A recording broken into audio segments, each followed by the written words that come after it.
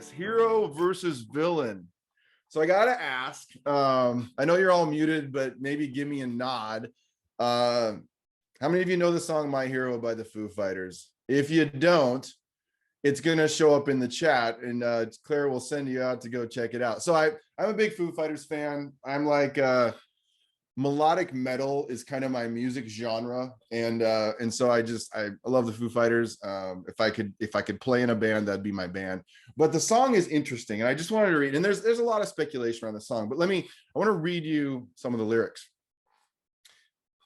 Too alarming now to talk about. Take your pictures down and shake it out. Truth or consequence, say it out loud. Use that evidence, race it around. And then some of you know where this is going. There goes my hero. Watch him as he goes. I know you're singing along right now. There goes my hero. He's ordinary. That song, I listen to it when I run. I listen to it too much. And it's an amazing story. But what's interesting is, like, well, there's a lot of speculation around the meaning of the song. And Dave Grohl hasn't really let the secret out. Some people think it's about Kurt Cobain, and there's been some rumors about that. But it's interesting because it says this, just an ordinary person. It says he's ordinary. And whatever the case, the lyrics are compelling. It's hard to talk about the real story of heroes. And in the song, it says too alarming. It's kind of interesting. Take your pictures down, the lyrics say. It's likely unlikely people and not Hollywood stars or famous people that may be the real heroes. Truth or consequences is interesting. That's in the first verse. That both will matter. Truth and consequences. There they go. Our heroes, they're ordinary. But it's interesting because I would also suggest that they do extraordinary, ordinary things.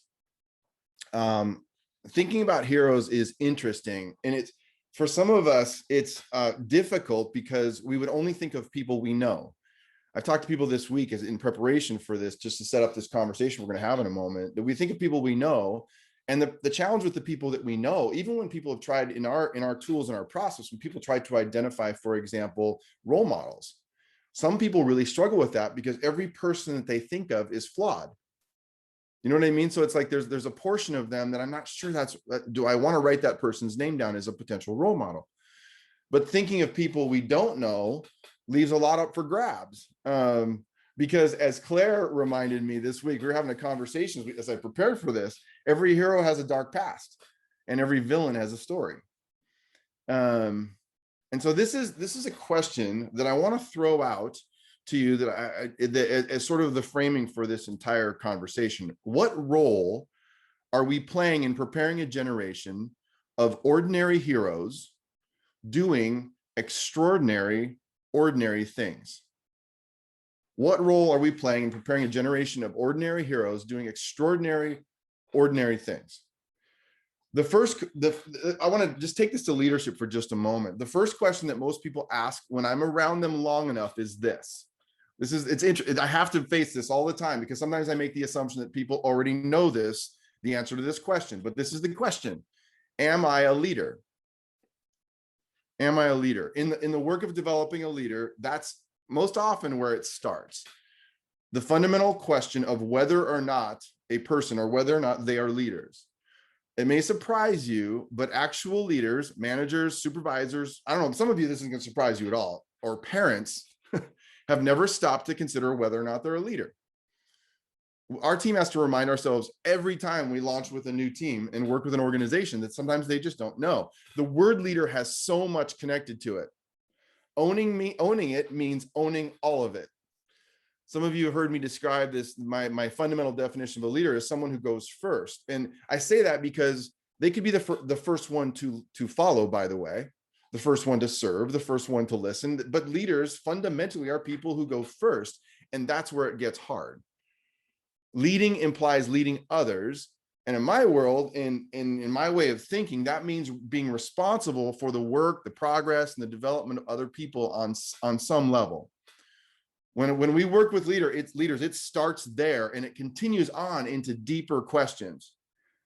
if we can invite a person in, and I say we is like when I'm talking about the WiLD Leaders team and the work that we do, if we can invite a person into the possibility that what they've been doing is leading, or that they may be a leader, then we have the necessary foundation to begin to build them up. And that building up process, which is interesting, is more like a process of digging than it is a process of actually elevating. The questions that follow oftentimes include some of these things. Like, this is what people ask. Why am I a leader? Why am I a leader? If I'm a leader now, why am I a leader? Who am I leading? What am I purposed to do? What are my strengths? What are my blind spots? What experiences have I had? What am I willing to sacrifice? You know, who do I need around me to actually be able to stand well as a leader? Those are just some of the questions that are part of that digging process that we're so much about. But if I can get that person to ask the question, am I a leader? Now the harder work begins. Being a leader is both an incredible blessing and an opportunity and an equal challenge. And one of the greatest challenges is maintaining a healthy sense of oneself in spite of the reality that others may or may not love it. Let me say more about that. Some will see us as heroes, and others will see us as villains. I know that's kind of controversial. For most of you, it's probably not, but some will see us as heroes and some will see us as villains. Leading strong almost always does that. As my brother would say, he always said, one of the ways you could test the courage of your moves is whether or not, if you're not catching flack, he would say, you're not over the target yet. It creates some fans and supporters, and likely an equal portion of people who may vilify us. It takes tremendous amount of fortitude for a leader to continue to love those in their sphere of influence when some will see them as inspiring rescuers and others will see them as the villains who didn't do enough or who moved against them. Preparing a leader, this is where I feel so much conviction, you all. Preparing a leader for that reality is one of the most important things we do as we prepare ourselves and prepare others for the future. Like those of you, you know what I'm talking about. Like, this is what no one talks about, is it just gets hard. And so I hate to be Robbie Downer this morning, but it's like, you know, or this afternoon, wherever you are, but it's kind of the reality. So let's talk more about this. So great heroic leaders are ordinary people going first, doing extraordinary and courageous ordinary things. My heroes are the people I know who are trying, moving forward, working hard at seeing the thoughts, needs, and feelings of others, but also have a really strong self-regard. They know themselves. My heroes are people like this kid in India who asked me, I say kid because I'm old enough to see young people as kids sometimes, you know, this young guy who asked me, how do I know, Dr. McKenna, when it's my time to lead? Man, that he became a hero in my mind in that moment. Or the operations leaders in small business who this week said this to me, and I hope you're here. I'm realizing that I'm a leader, and you woke some things up in me that I did not realize about myself. That person was my hero this week. That's a direct quote. Or the leader this week who said, I was asked by our CEO to lay off 20 people, and I felt great that I only had to lay off 10. I felt like I had a huge win. And then he went on to tell me that some of the 10 whose jobs were saved and some whose jobs were taken will never forgive me or speak to me again. I'm just telling you the reality of my week around this topic. One of the hardest things in my life, that's what he said. My heroes are people like, and I already said this, just Daniel, Claire, and Megan, who fight for the extraordinary, ordinary leaders doing courageous things every week. They fight for you. I'm just saying, they really do. I come back to my question. What role are we playing in preparing a generation of ordinary heroes doing extraordinary, ordinary things? I just want to, let me talk about heroes and villains for just a moment. If I could just go into this. This is so interesting. So a few years ago, my mother-in-law took a plant from her yard. My mother-in-law, she loves plants in ways I don't understand, but she loves plants. And she took a plant from her yard that she couldn't identify. She didn't know what it was, to her local nursery. It was actually Home Depot, and asked the guy at the counter, is this a weed or a flower? The guy paused for a moment, looked at it, and said, do you like it? And I think the heroes and villains are like that. The line between them is as fine as our perceptions of whether or not we like them. A hero is often defined by their courage. Like if you look up the definition, we are in awe of heroes because of the bravery they portray in service of some greater mission. While we oftentimes think of heroes as those who courageously step in and rescue us, the most basic definition of a hero is someone we hold in great awe because of their courage. That's the hero in the story. In essence, we like them a lot because of the heroic acts or act that defines them. But villains play a different role. Villains are those whose actions, this is the way it's defined, as that we perceive as evil or against something good. But here's what's also interesting is that our personal villains are oftentimes those who did something that we perceive as against us. Whether or not they actually are against us is a different question. Regardless, we perceive these villains in our lives as willfully or intentionally acting against us. The difference between a plant being a weed or a flower, I love my mother-in-law, is so often as simple as a question of whether or not we like it. In the same way, oftentimes, the difference between us being heroes or villains in the minds of those within our influence is as simple as whether or not they like us. It's harsh, but it's true. Our job as leaders isn't to be liked, but to lead and to lead well. Unfortunately, leading well, and even for the sake of others, isn't always celebrated. To the contrary, we often sabotage leaders who have fought for us behind the scenes, but whose fights we've never seen. I can't tell you how many leaders I've talked to who fought hard for someone on their team, and in the end, when it didn't go exactly the way the team member thought it should, the team member vilified that leader. While I would love to suggest that leading well, listening, being sacrificial, and kind and loving is always celebrated, that would be only a half truth. It doesn't mean that I don't think that all those things aren't the right things to do. I would say absolutely, but simply that we may not be rewarded in the short term for those sacrificial acts. And that once we start to begin to understand that we're leaders, now the opportunity for learning begins. And the question of whether or not we'll be heroes or villains in the minds of others is important, but it cannot be the fundamental framing going forward. I think we have to be aware of our capacity to be either is really important, but managing to the perceptions of others alone, I say this alone, now hear me, I'm saying both, managing to their perceptions alone is only part of the formula for becoming the leaders we may be called to become. If we have to be mindful of how others feel about us, this is the tricky part of leading, right? About how to get feedback and to edit ourselves. How do we maintain a healthy balance between understanding their perceptions and not being defined by them? And how do we support that in the potential of the ordinary heroes around us? I want to think, let me go into culture for just a second. Who are the characters in movies, binge shows, or somewhere in the arts that you would perceive as having the seeds of both hero and villain? Mine is, okay, I'm outing myself. Mine is Rick from The Walking Dead. All right, can't help myself. Rick is one of those people. If you never watched The Walking Dead, I always tell my wife, I go, she doesn't like The Walking Dead. And I always say, like, the zombies are just the backdrop. That's all it is. So, but for some, it's Wolverine, Nick Fury, Loki, or even Batman has even now been portrayed as the Dark Knight. It's interesting. These characters in culture, like, it's interesting. In some ways, our popular culture has become more sophisticated and real regarding heroes and villains. Enough stories have been told where we can't quite tell whether or not the hero has a dark side or whether or not the villains will be redeemed. I think we've actually come to expect this in every movie we watch or show we binge. We've become accustomed to that necessary complexity in the characters we follow. And we not only have become sophisticated in our hopes for the heroes and villains in these stories, but we also relate to them both. This kind of trips me out, y'all. How in the world is it possible that we would relate to the murderous drug lord attempts to escape justice in nearly the same way we relate to a leading character attempting to escape the clutches of that same villain? I don't know, maybe I'm a horrible person, but sometimes I'm like, how am I relating to this person who should get caught? It's so strange. There's something we can't deny in our capacity to relate to the darkness and enlightenment in other human beings.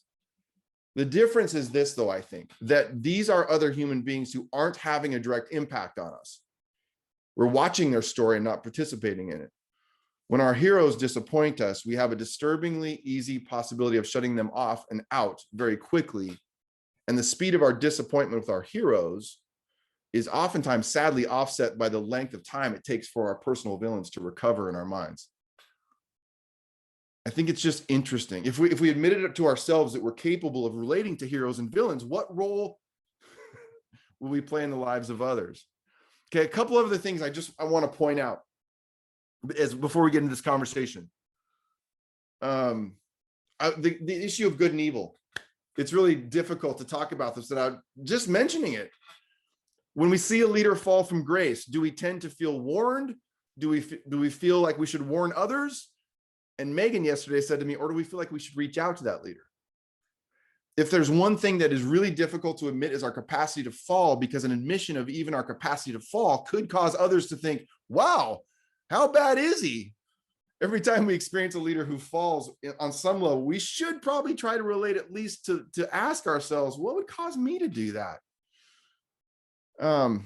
We want to recover. Like every time if I share something and I go like, oh, here's where I felt, it's like, I want to go, I'm not that bad. You know, I want to sort of back off from that and say, I'm not as bad as what you may be thinking, but we're left with the question, am I? What am I capable of? And I think this is, we don't talk about good and evil very often, and rarely about our capacity to do good and evil, especially in the context of our organizations. But it's one of the reasons I think it's difficult and dangerous. And sometimes when I mention this to people, and sometimes nearly impossible, to imagine what I've often described as confessing cultures. A confessing culture, imagine this, would be an organization where apologies and confessions of meaningful guilt would be regular. When we put good and evil back on the table of our reality, we get back to reality. I'm not talking about a reality where we condemn this and we stand in judgment of everything, but a reality that is aware of our capacity to see good and evil around us and within us. To even begin to build confessing culture where we truly take responsibility for ourselves and our actions against others, we would have to face a reality that my truth is not all truth, and that there's something to confess. And that is so hard to do, but so necessary in our world, even in our organizational life. I want to just mention one other thing. Man, I'm not going to spend a lot of time on this. I want to get the conversations going, but there is something that's interesting about the labels of heroes and villains. I get troubled by the labels that we give people, whether it's hero, whether it's villain, whether it's racist, whether it's liar. I've often thought to myself, I just, even if someone wanted one of those labels, I'm gonna be careful not to give it to them. As opposed to seeing that we are sometimes partially a part of what we do, but at the same time, I don't want to, or even people labeling themselves as failures. And I want to finish with this that's a side note around labels that I think are interesting. This last thing, and I want to just mention self-regard versus self-righteousness. There's a quote from Todd Huddleston, the actor who plays Loki in the Avengers. Some of you are like, yeah, I know what you're talking about. And he says this, he says, every villain is a hero in his own mind.